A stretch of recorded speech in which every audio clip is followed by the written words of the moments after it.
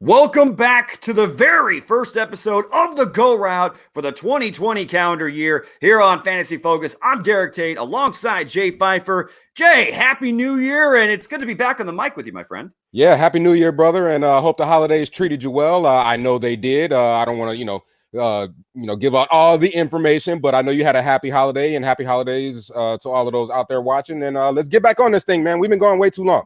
Absolutely, man. Spoiler alert, I am engaged to Kelly Van Ash. Congratulations to me. And anyway, so we got a bunch of things to go ahead and run down. We're going to be breaking down the NFL Divisional Round matchups for the NFL playoffs.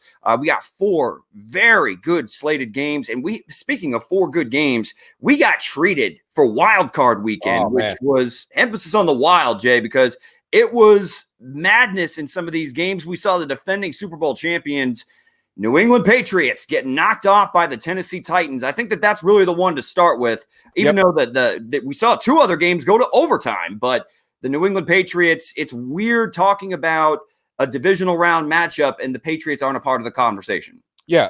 And we had talked about this all season, Tater, and it was the first time in 9 years that the Patriots did not have a bye. It just speaks to the dominance that they've had over this league for the better part of the past 20 years, right? But, of course, they lose that game week 17 to Miami to Ryan Fitzmagic with the last-minute touchdown there, and it drops them down to the 3 seed. Yep. And it gives them the matchup with the Tennessee Titans, and you and I both talked about it, maybe not on the air, but everybody knew this was a bad matchup. Everybody knew this.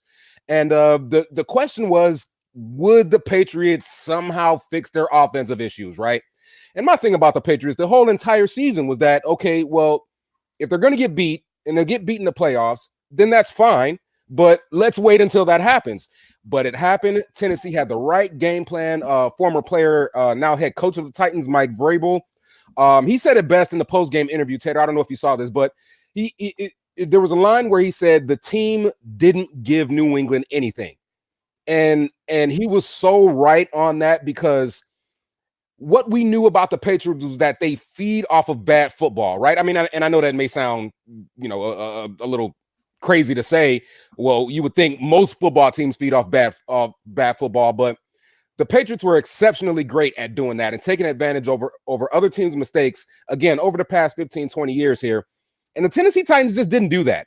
They came out, they knew exactly what they wanted to do with the football. They were going to pound it with Derrick Henry, the rushing king, 1,500 yards plus on the season. I think he had over 100 in the first half, and it just set the tone, right? And then you allowed that aggressive Tennessee defense to take over in the second half to keep them shut out, to keep the Patriots shut out. And that was the result that you got. Again, it was a bad matchup for the Patriots. And now they've got a lot of questions, right, Tater? Because obviously we don't know what's going to happen with Tom Brady. We don't know what's going to happen with a few of those players.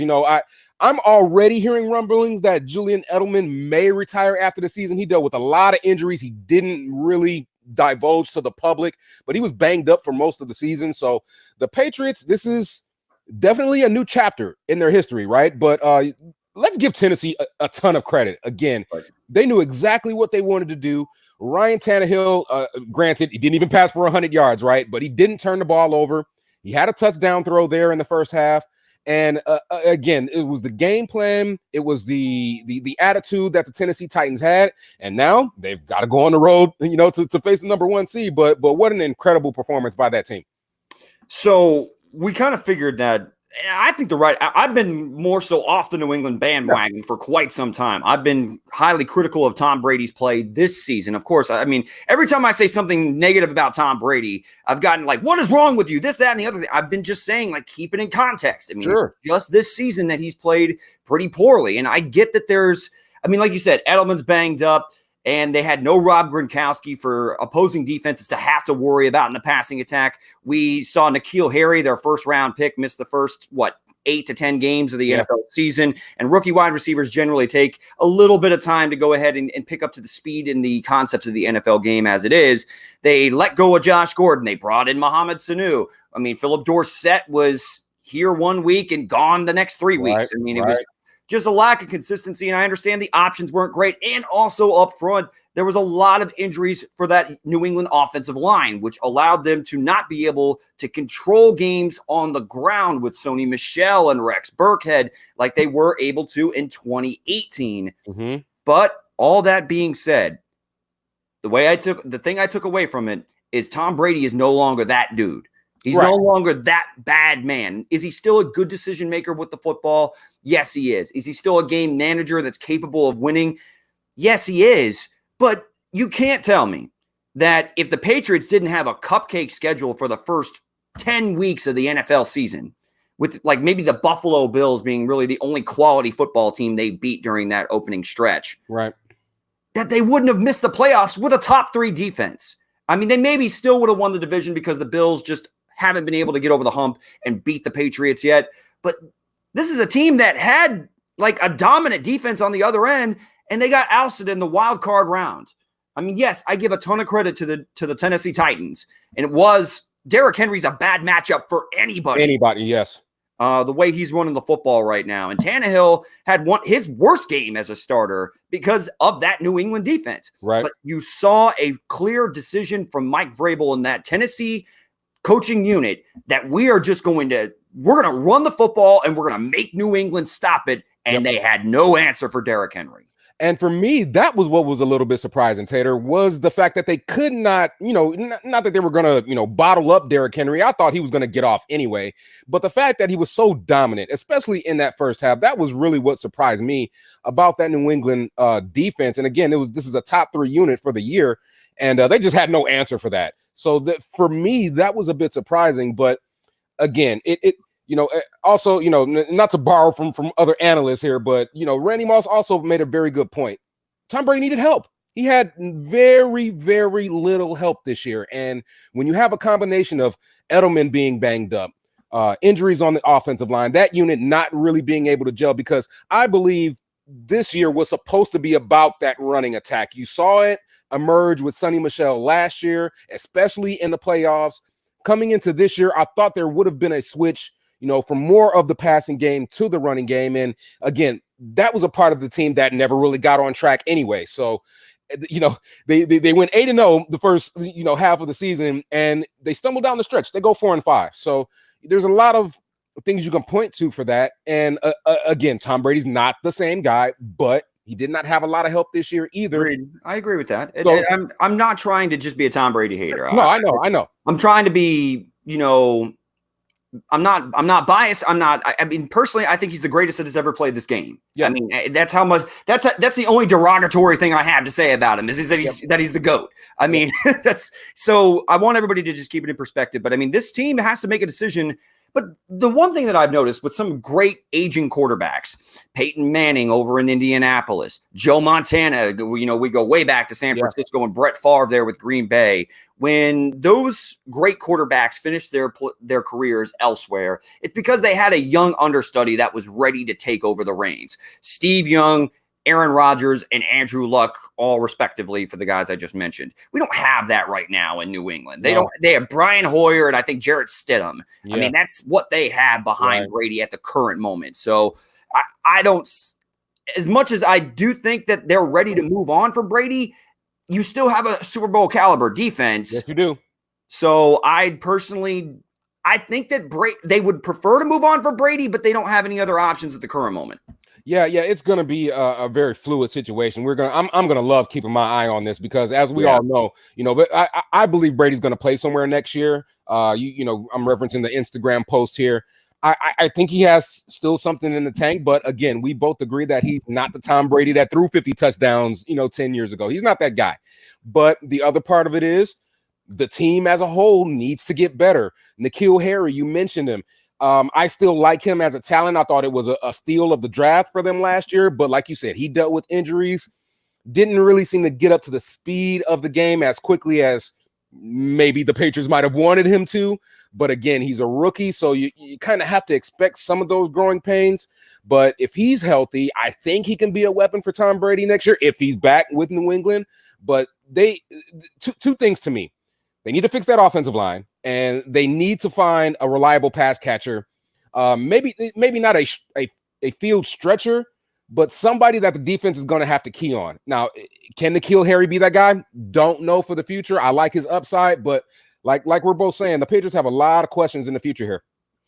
And speaking of questions, I don't know what the hell happened to the Buffalo Bills, who man, as if that's my team. Were going 16 to nothing lead on the road at Houston. And I was thinking, Houston, we have a problem, because I did not think, even though I respect Deshaun Watson and I've seen him come up in big moments, certainly on the collegiate level, and now he gets his first playoff win of his NFL career. And boy, he had to push the Superman button in order to go into the phone booth during that game in order to go ahead and punch their ticket to the divisional rounds to meet up with Patrick Mahomes. But when we look at the Buffalo Bills, and right now we have Andride Ocean joining in, and did I speak to Bucky after that Bills tough loss? He was inconsolable. I'm not sure how it is. You couldn't talk to the man for a little bit after that loss. But I mean, what's your takeaway? Was this more just Bills giving it away, or was this just Deshaun Watson and the Houston Texans proving that they can beat anybody on any given day? Yeah, man, I hard to say. It's a bit of both. Yeah, exactly. I think it's a bit of both, though. In this case, Tater, the thing of it is that I was high on the Bills this year, especially after about those first 4 weeks of the season. I thought they really had the potential to be a playoff team. They ended up becoming a playoff team.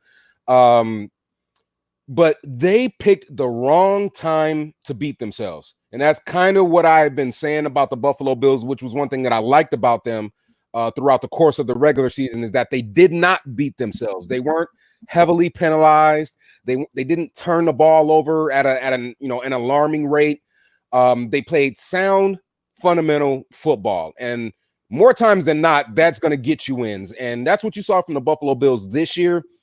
But Josh Allen just had a couple of mental gaffes there. I mean, there's no other way to put it. He took the sack, an inexplicable sack late in the game, with the backwards fumble, I think, in overtime or also late in the game. Right.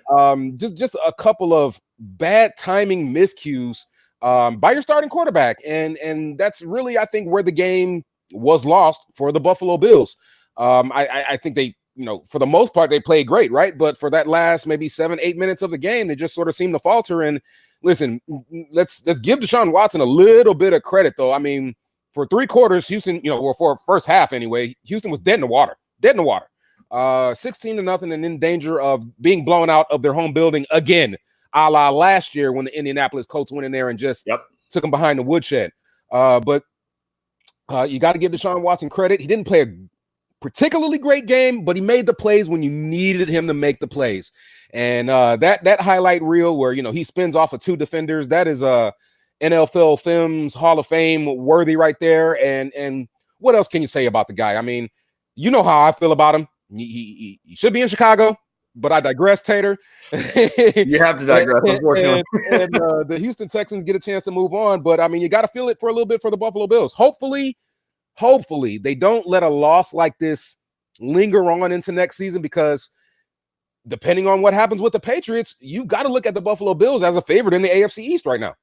Yeah, depending on what happens with Tom Brady. I mean, you certainly know that the New England defense, even though they're really old as far as, I mean, they have one of the oldest rosters in the entire league. I mean, of course, Brady kind of skews those numbers a little bit, but point is that the Buffalo Bills, what I saw was a talented football team that just hasn't learned how to win yet. I mean, win in those big moments. They proved it against the New England Patriots. 2 games that were very competitive, but they couldn't make the play to get over the hump. Now, this one, they had the Texans on the ropes, and then similar in maybe a Rocky movie, it's like Deshaun Watson just coming up with haymaker after haymaker after haymaker until you finally land that knockout blow, which was that 2 untouched, unevaded to the quarterback, free rushers coming at Deshaun Watson, and he just puts the spin cycle on him and drops it off to Tawine Jones, and Jones gets him in the field goal range, and that's all she wrote.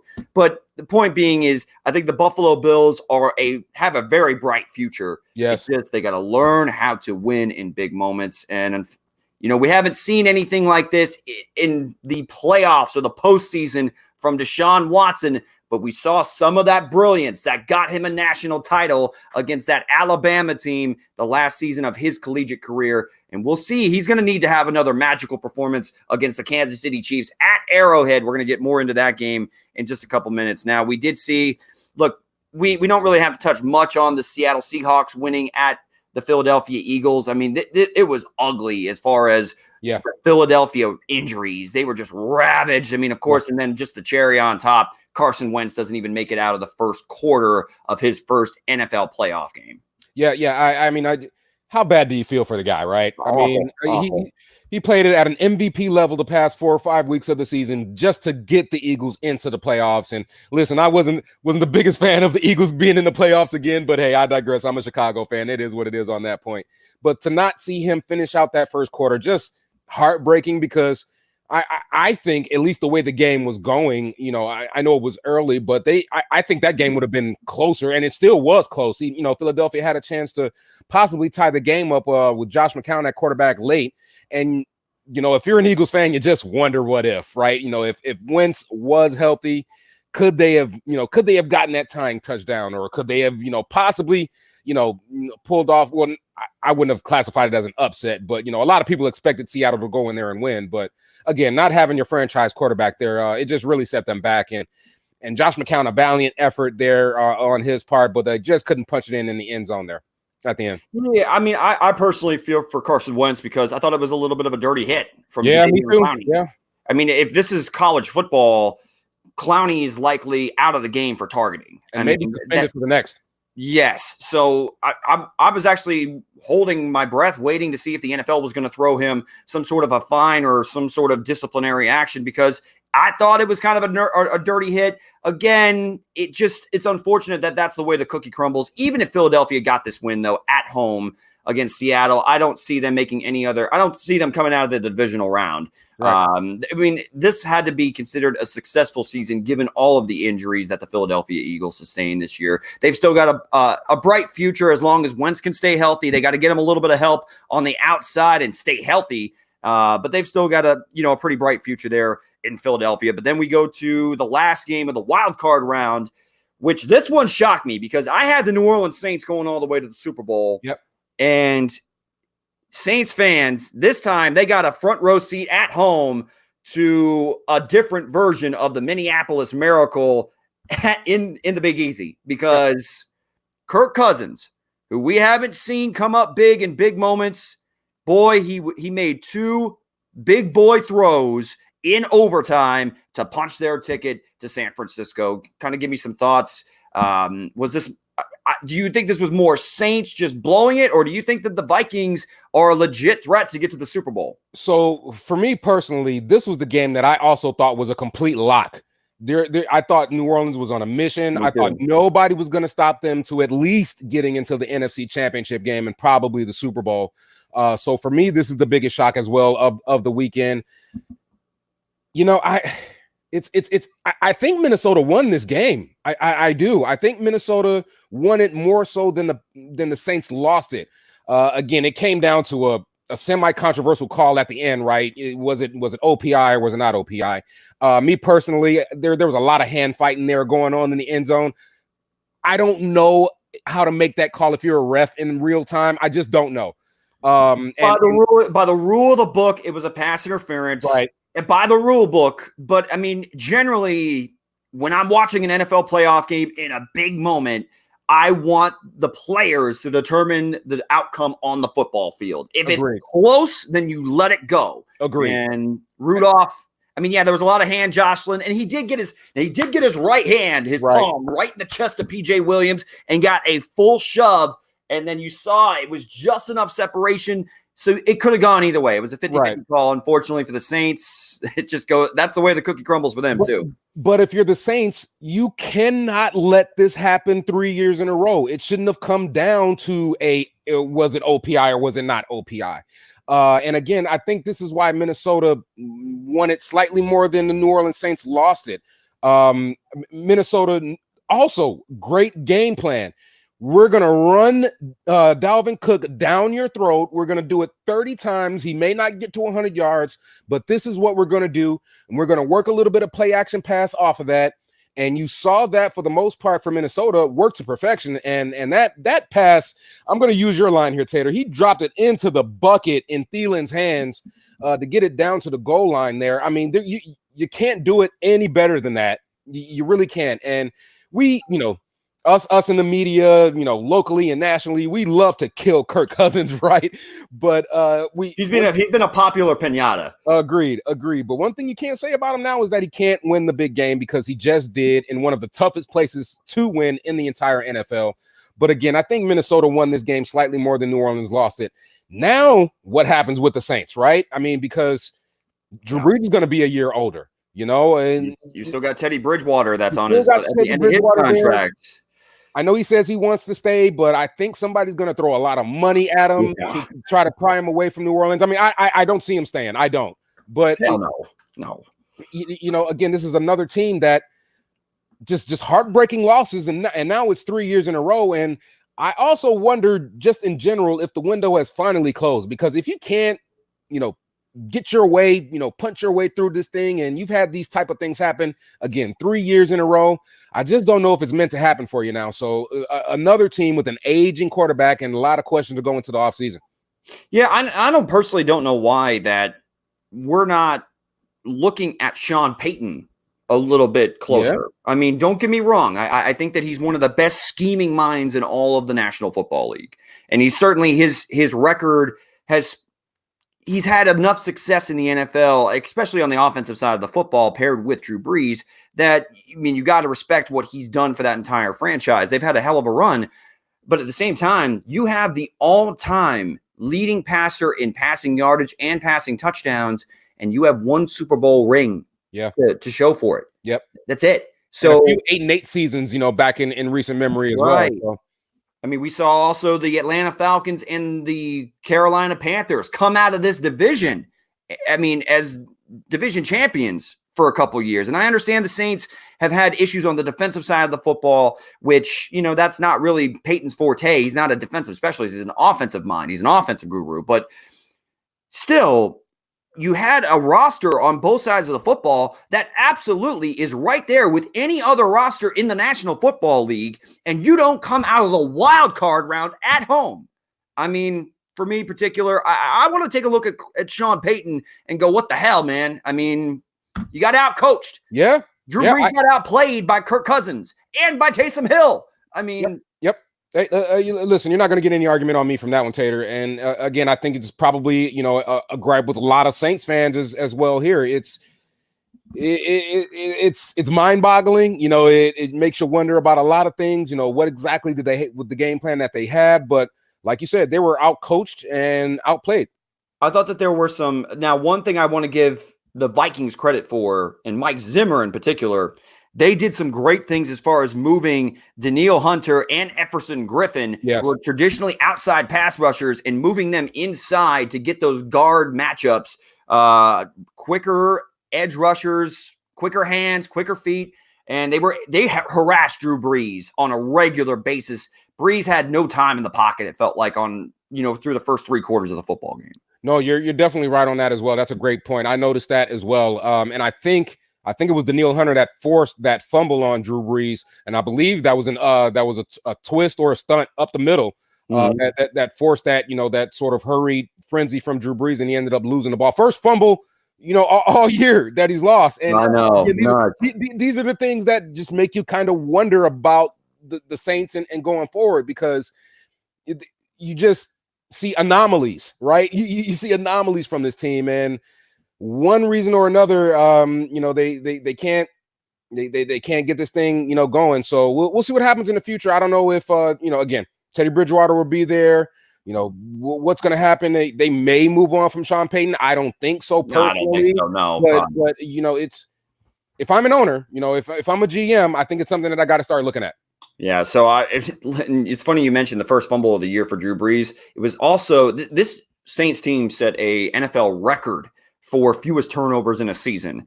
And that was the first game all year that they had two turnovers the entire season in a game. It just, unfortunately, the Saints aren't marching on to the next round. But some NFL news and notes before we jump into our predictions and discussions about the divisional round matchups for the NFL playoffs. A bunch of new head coaching changes across the NFL. I'll go ahead and run them down real quick. We got Mike McCarthy heading to the Dallas Cowboys, Ron Rivera to the Washington Redskins, Joe Judge, the wide receiver position coach for the New England Patriots, who we just basically said Brady had no receivers to throw to this year. He gets ahead of an NFL head coaching job with the New York Giants as the NFC East outside of the Philadelphia Eagles just cleans house at their head coaching spots. And then Matt Rule going to the Carolina Panthers to replace Ron Rivera. It's kind of give me some initial thoughts on it. And the one team that didn't even allow their head coach to make it to Black Monday, the Cleveland Browns. Yep. Fired Freddie Kitchens damn near immediately, almost like didn't let him get on the team bus to catch a ride home. I wouldn't have let him. So they fire him, yet they still haven't announced a head coach yet. I mean, what the hell are they waiting on? Well, they're probably waiting on somebody to actually accept the job. That's probably what it is, honestly. Because the Cleveland Browns are a cesspool of an NFL franchise. They have been pretty much almost since the inception, as far as back as we can remember, and probably even before our time. They're a poorly run franchise, and they proved that once again this year. They're supposed. I don't want to. I'm going to go into a rant on the Cleveland Browns, but their supposed franchise quarterback needs to grow up. There are too many personalities on that team. Freddie Kitchens was in over his head. We talked about this for the most part of the season. And again, I wouldn't have let him, come into the locker room after the game. I would have handed him his pink slip and just told him to leave the stadium. And they'll come back. He didn't deserve the job. But let's get back to the other coaching moves here. And I also don't want to get too riled up about this, but I think you may know where I'm about to go here, Tater. The Rooney Rule is complete BS. It is. And I'm not trying to disparage any of the guys that got head coaching jobs. I don't know how they're going to do in their head coaching jobs. I cannot predict the future. But there are a lot of qualified and well-deserved black coaches in this league that need head coaching jobs, and they haven't gotten them. Marvin Lewis comes to mind. So it's way past just Marvin Lewis, but exactly. So I'm gonna try not to spend too much time on this, Tater. But you've got a guy like Eric Bieniemy in Kansas City, running a well-oiled machine offense down there in Kansas City. Probably didn't get a second interview with most of these teams. Yeah, we look at Matt Nagy, same scenario, working under Andy Reid. He gets hired immediately. So it's things that anger me about this National Football League. And don't get me wrong, it's a league that I love. But I have to be critical of it when I can. And I don't know how you get to these teams and to these owners and to these GMs, and I don't think you can find them. I don't think you can do anything like that. But this is don't have the rule in place if you're just going to completely ignore it and circumvent it all the time. So it's bull. I mean, congratulations to these guys that got jobs. Again, I don't know how they're going to do, but there are a lot of other deserving candidates in this league that are not getting their shot. Well, Joe Judge is the one that, I mean, and no offense. That's the big one. That's the big one. That's the one that really makes me scratch my head. Is you have this young quarterback that, as a rookie, showed some nice things, flashed some potential in Daniel Jones. You've got an all-world running back with Saquon Barkley. Granted, are they a roster as currently constructed that I think is going to push for a Super Bowl championship this upcoming season? No, but can they win that division if they make some nice moves and have the right person in charge? Dude, 9-7 won the division this year. Like, that is a winnable division. And you bring in Joe Judge. I mean, I understand that he's been an understudy of two of the best head coaches to ever do it, right? With Bill Belichick and Nick Saban at the collegiate level. So, and you hear him talk, he's very articulate. Like, I like listening to, I love his answers. I love his confidence. But let's be real here. I think he's just a good salesman. Yep. Because what has his resume done? He was the position coach of one of the least productive position groups in the entire National Football League this season. Yeah. So what makes it? I mean, why is he qualified to be a head coach of the New York Giants? I wish I had an answer for you on that one, Tater, because when that announcement was made, and even though I had heard the name before, I was still in a sense of who the hell is this guy? Heard it. I'll be honest, I never heard it. I had heard about him once. I'd heard about him once on the Patriots staff, and that's it. And you, again, who is this guy? And like you said, if they can make a couple of moves, we're talking about the New York Giants here, they can absolutely compete for a division title. I think Daniel Jones showed that, he's an NFL quarterback. I mean, I know there were a lot of questions about him coming into the year. And of course, you've got Saquon Barkley if he can stay healthy. And yeah, the Giants can compete. And you bring in a guy who has no resume, who has no clout, who has no experience, really. And it's again, you're hiring him based on association. And I know the league likes to do that sometimes, but it's just a matter for me of get somebody in there that's way more qualified to do the job. Yeah, that's the one that bothered me the most. The one that I like the most is Ron Rivera. I don't think he should have lost his job in Carolina to begin with. And now you give him a job in Washington, which that franchise has needed stability, and Jay Gruden didn't provide that stability. I mean, hell, this is a franchise that didn't want to pay Kirk Cousins, that yanked his chain for 2 seasons consecutively, throwing the franchise tag on him. I mean, and they haven't been back to the playoffs since. I mean, now you don't know what to do with Dwayne Haskins, but Riverboat Ron, I think that he would have been a perfect hire for the Dallas Cowboys. I think if you kept Kellen Moore and let him run the offense, you had Riverboat Ron, who is, I think, a charismatic coach that comes in, is going to give them a defensive edge. But they went with Mike McCarthy, which I guess he's used to not having complete control of his franchise, which is something Jerry Jones is a big fan of.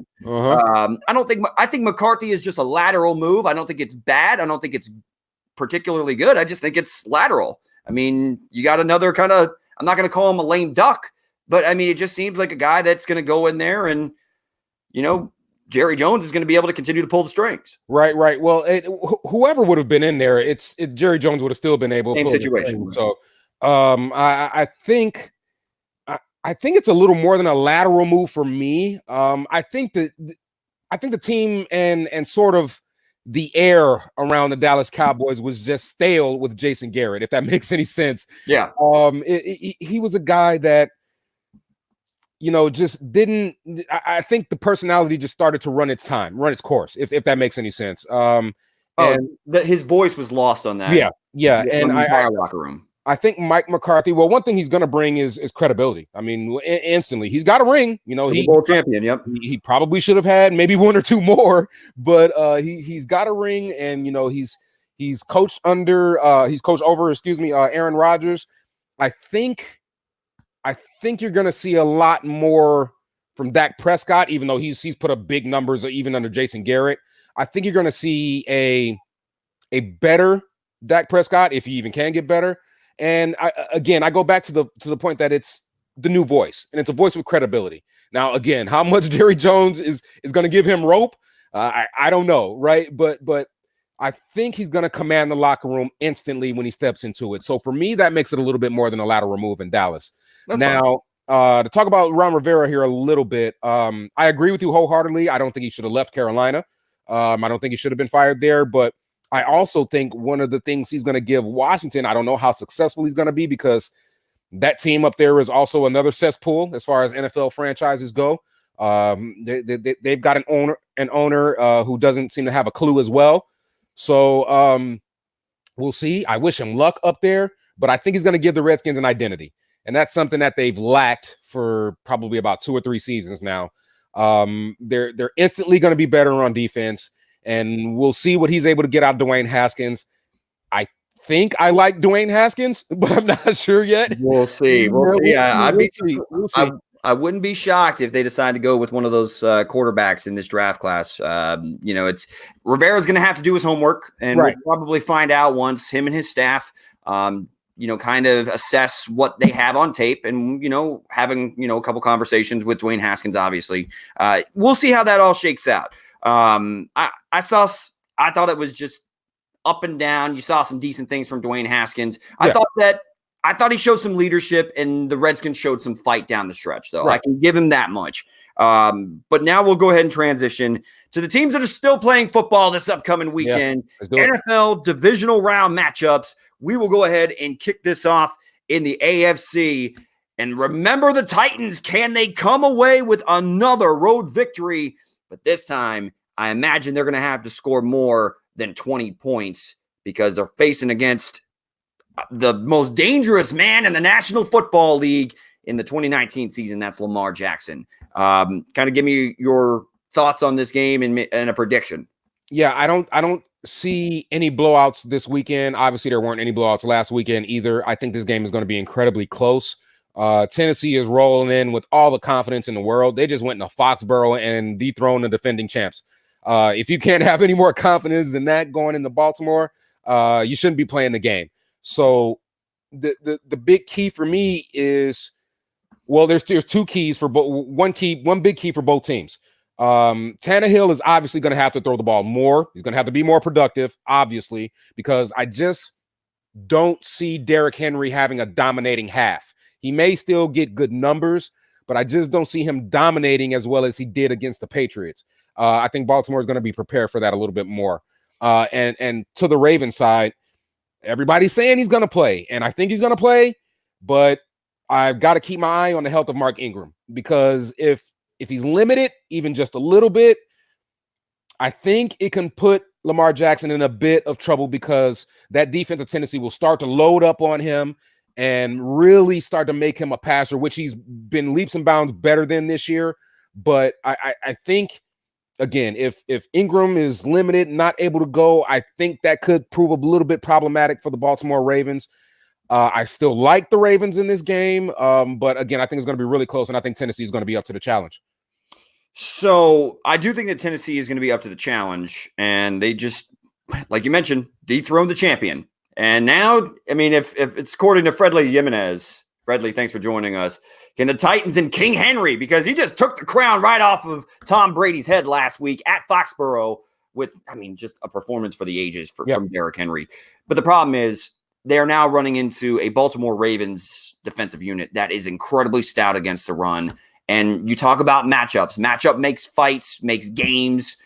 And I think the Ravens are a bad matchup for the Tennessee Titans. And the fact that I think they're going to be much better against the run, against Derrick Henry, and not to mention they have some very good man coverage corners to match up against A.J. Brown and Corey Davis on the other side, with Marcus Peters, Jimmy Smith, and then Marlon Humphrey. I mean, and then also just I want to mention Earl Thomas has had a fantastic year, and his leadership just is infectious on the defensive side of the football for the Baltimore Ravens. But I think the Ravens defensively are going to make things very tough for the Titans offense. I do think the Titans are going to make plays, and they're going to be game. This is going to be a competitive game, but ultimately the entire league has not had an answer for Lamar Jackson and company. Right. So that's what I think is going to happen. Lamar Jackson is going to make enough plays. And ultimately, the Titans are just not going to be able to keep pace, because I think that the Ravens will do a pretty good job against Derrick Henry. Yep, agreed. So we move on to the other AFC matchup, and boy, two quarterbacks, same draft class. Rematch. We've got one from week 6 at Arrowhead. And keep in mind, Deshaun Watson and the Texans came in to Arrowhead in week 6, came away with a 31-24 victory over the Kansas City Chiefs. And really, they ran wild against this Kansas City defense. Hyde had over 100 yards and a score on the ground, 2 rushing touchdowns for Deshaun Watson. But it's a different ball game when you're talking playoffs. I mean, I'm not quoting Jim Moore or anything like that, but we're talking a little bit different when it comes to the playoffs. Do you see history repeating itself, or do you see Patrick Mahomes trying to avenge last year's loss in the AFC Championship game? Boy, I tell you, I think of the 4 games, this is probably tied for first for me to pick and foresee. I don't think Houston is going to be able to do what they did in week 6 in Kansas City, but I have a funny feeling twitching in my bones that Houston may pull this game out again. Officially, though, I think it's time for the Chiefs to make it happen. And if they can't make it happen, boy, where do they go from here? But they're healthy. They're probably one of the healthier teams in the league, I think, at this point in time. And Patrick Mahomes, the guy hasn't had a bad game in his entire career. It just seems that he's always moving his team forward, even when it seems like their offense, is not lighting up like they were last year. They're still very, very dangerous. I think in this game, I think Tyreek Hill has a big game. And I think it's going to be close. I don't see any sort of, blowouts or even 10-point victories in these games this weekend. But I think Kansas City does enough to get it done, probably by about 6 points or a touchdown. I'm going to go ahead and I don't think that they're covering the 10-point spread that right now Vegas has for not this at all. game. Yeah, that's ridiculous. That's asinine to me, and disrespectful to Deshaun Watson and company. Now, granted, we did see Deshaun, and we've seen this on occasion from the Tennessee, or not from the Tennessee Titans, from the Houston Texans, where they will struggle. They can't get anything going. And this happened against the Baltimore Ravens. We saw it through the first half of last week's game against the Buffalo Bills. Yep. I mean, this team just offensively sometimes can't seem to hit its stride. And we don't know if we're going to have Will Fuller this upcoming week. Maybe we'll have Kenny Stills. I mean, we know we'll have Kenny Stills, but I mean, Will Fuller makes a big difference for me if he is available and healthy. However, though, Watson is going to keep him close. I just don't think, because I think there are some shortcomings on in the secondary for the Houston Texans that the Buffalo Bills just were not able to capitalize on. John Brown dropped a big reception in that game. And also, like you said, Josh Allen just unable to make the big enough throws. But they really don't have enough weapons on the outside to the tune of like the Kansas City Chiefs to where they're going to be able to expose Jonathan Joseph and some of the other members of that Houston secondary. I do think that Patrick Mahomes avenges his loss last year in the AFC Championship game, and they do punch their ticket for the second straight year to the AFC Championship game. So I'm taking the home team here in both AFC slate matchups. Now, the NFC is a lot more interesting. Oh, yeah. And we'll start with one of the more interesting games that I could really see going either way, because we have two quarterbacks that have never been here, and Jimmy Garoppolo and Kirk Cousins, as these Minnesota Vikings go to San Francisco to take on the 49ers. So thoughts on really two teams that really we haven't seen any playoff success with the exception of Kirk Cousins last week. Give me your thoughts. Can the 49ers do what they did in the regular season and translate that to the postseason? I think it's going to be a lot more difficult for them to do it this week, Tater. I do. And I'm just going to start it off really right at the top. I think Minnesota's going to upset San Francisco. I do. I think they're another team that's going in with a lot of confidence this week. Dalvin Cook is healthy. Those couple of weeks off from that shoulder injury really proved useful. And for me, this is about the offensive weapons. And I know San Francisco put up a ton of points earlier in the year, but I think Minnesota has the edge in skilled players. And again, we're talking Dalvin Cook here, and we're talking about the two wide receivers on the outside and Adam Thielen and Stephon Diggs. I think that's the difference here, Tater. And that Minnesota defense is gelling at the right time. I think they're going to give Jimmy Garoppolo all sorts of problems. And one thing that the San Francisco 49ers haven't had a lot to do this year is play from behind. So if Minnesota, if what I think is going to happen happens and Minnesota jumps out to maybe a 7-point or 10-point lead, I think it's going to be really tough for the San Francisco 49ers to play catch up. I like this game for Minnesota, man. I could be completely wrong. I could be, call me crazy, but I think the Vikings are going to go in there and upset the number 1 seed. So I think the Vikings are capable of beating any team on any given Sunday. They've certainly got one of the better rosters in the National Football League. And when Dalvin is cooking, they're an incredibly tough offense to stop because you've got two of the best route runners and one of the best wide receiver duos in the National Football League in Adam Thielen and Stephon Diggs, even though Diggs didn't even see a target until like late in the second half of the Saints victory. But still, I digress. So what I'm looking at, though, the Vikings came out and punched the Saints in the mouth, right? jam the ball down their throat, establish the running game early on, which made life much easier and allowed Kirk Cousins to settle in. I don't think that's going to be the case. I think the San Francisco 49ers are going to, they have one of the best front seven units in all of football. You can even say that they have the best front seven defensively in the National Football League. So not only do I think they're going to be able to slow down Dalvin Cook, but then if you're going to if Kirk Cousins is going to have to come up big, because they are going to pin their ears back and they're going to be able to apply way more pressure than the Saints were able to do so last week. So I think that defense shows up big for the San Francisco 49ers. And on the offensive side, I know we haven't seen it from Jimmy Garoppolo.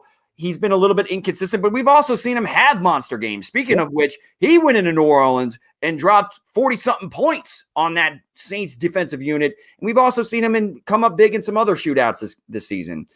But when it comes to offensive play calling and scheming, I don't think there's anybody better on the offensive side than Kyle Shanahan. So for that reason, I do think the San Francisco 49ers rely on their defense and they get enough big plays on the offensive side. I think Deebo Samuel has himself a really nice game. Yeah. And I do think the San Francisco 49ers handle business at home. Okay. So one last game to talk about. Okay. And it's the Green Bay Packers, the hallowed frozen tundra of Lambeau Field. They welcome in an MVP candidate in his own right, Russell Wilson and the Seattle Seahawks. And we've seen this play out before. We've seen Seattle in the playoffs have to go to Green Bay before. But we have two marquee quarterbacks that have been there, done that, both Super Bowl champions. But we've seen Aaron Rodgers, I think, play more so of a game. It's a completely different offensive philosophy that they've had this season. Only 4 300-yard passing performances from Rodgers this season. Still a high-quality football season. He basically didn't throw interceptions at all this year. How do you see this one playing out? I think this game is going to be close as well, Tater. If the Seattle Seahawks weren't so banged up, I would like them a little bit better in this game. I'd like the matchup as a whole a little bit better. But I think reluctantly, of course, being a Bears fan, I have to give the edge to Green Bay here a little bit. They're at home. Lambeau is also a tough place to play. I don't think that's going to play as big as a factor because, like you just mentioned, Russell Wilson, he's been there, done that. He goes on the road and wins games at will for the most part. So I don't think it's going to be that big of a factor, but I think combined with the injuries that Seattle is trying to fight and work their way through, I think this is going to be another close game. But I think Aaron Jones is going to be the difference here because one thing Matt LaFleur has relied on, and so far it's worked great for the Green Bay team as a whole, especially their offense, is balance. And Aaron Jones, again, and not only running the ball, but catching the ball out of the backfield as well. Right. I believe outside of McCaffrey, I think he was second in receptions to running backs. I have to go back in that. He's tailor-made for this offense, though. In the screen game, matchups against safeties and linebackers, he's been fantastic. Agreed. So I think he's the big key here. Again, not just running, but catching the ball as well. I think he has a big day, and I think that's what propels Green Bay to an NFC Championship appearance. So Green Bay has been one of the tougher teams to figure out all season long. Yeah, they went 13-3, and I mentioned it on another episode or another show here on Fantasy Focused that they're the weirdest 13-3 team that I've ever encountered. Because sometimes it looks like they're an elite football team with an offense and a defense that can certainly contend for the Super Bowl, and then they would run into teams that of equal or higher caliber, a la the San Francisco 49ers, and get punched right in the mouth. And look like they're completely outclassed. But that being said, Ziggy Ansah and Jadeveon Clowney are both a little banged up. Yeah. I don't know if they're going to be able to pressure Aaron Rodgers quite the way that they need to really bother and bottle up that Green Bay offense completely. Right. I do think that Aaron Jones has himself a nice game. I also think that Jamal Williams is going to get involved. So for that reason, and you got a healthy Devontae Adams, who's he's one of the more underrated premier wide receivers in the entire National Football League. Russell Wilson, he's going to keep it close, similar to Deshaun Watson. He's going to keep it close, but Lambeau Field is one of the toughest places to come in and win a football game in playoff type weather. Right now, January in Wisconsin is absolutely miserable. I'm in Michigan and it's miserable. You're in Illinois and it's cold as hell. I mean, you go a little bit further north to Green Bay. That is, they call it a frozen tundra for a reason. Yep. For that reason, and I think Aaron Rodgers, who hasn't been to the postseason in the last 2 years, I think that he has this opportunity to remind everybody just how elite he still is.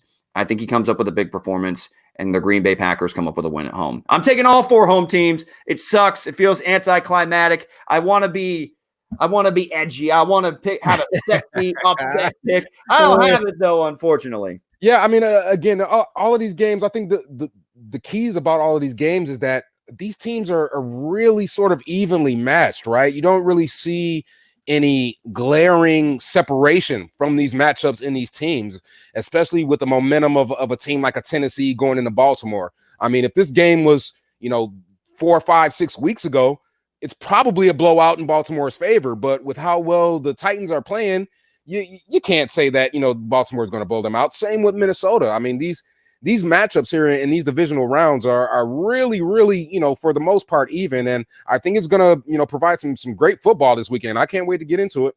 Absolutely. And the one thing that I will say, I wanted to make one more point about that Seattle-Green Bay game. I love what I've seen from Marshawn Lynch. Coming off of the couch. Beast mode has made an impact on the 2 games. And he hasn't played a down of NFL football all season long, and yet the man came in for the Seahawks and still has made some plays. But, I mean, at this point, I don't see the same burst from Marshawn Lynch. Right. I don't think you're going to be able to just grind out an entire game riding Marshawn Lynch. I do think that the injuries for the Seattle Seahawks in the backfield are going to come into play in this one as well. You're going to put a lot of pressure on Russell Wilson. DK Metcalf's going to have to deal with Jair Alexander on the other side. Right. The guy that's going to be the X factor for the Seattle Seahawks is Tyler Lockett. If Tyler Lockett can win his matchups and pop up a couple of big plays, that could keep them in it and possibly steal one on the road. But I just don't see it from the Green Bay Packers. I think they do come away with a victory in this one. I agree with you on that one, Tater. And that'll do it for this episode. The first one of my voice just cracked because I'm so excited. Anyway, of the 2020 calendar year here on Fantasy Focus. Again, the Go Route's going to be coming at you every single week, breaking down the rest of the NFL action for the rest of the NFL postseason. And of course, the offseason never really stops. Nope. Then we got draft talk. Then we got free agency. We're going to have all that coming at you every single week here on the Go Route. Jay, I know you got a sign-off line. Go ahead and let it rip, baby. All righty. Well, this is Jay Fife, and I'm telling you all to live your best life. Take care, folks. Until next time. Later, says the Tater.